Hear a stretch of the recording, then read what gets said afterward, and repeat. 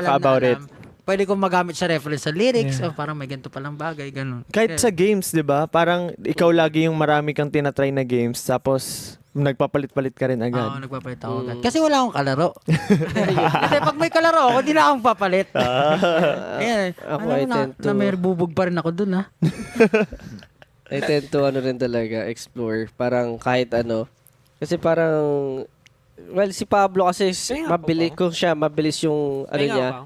Siguro sa akin na meron din na parang attention span ko medyo maikli lang rin.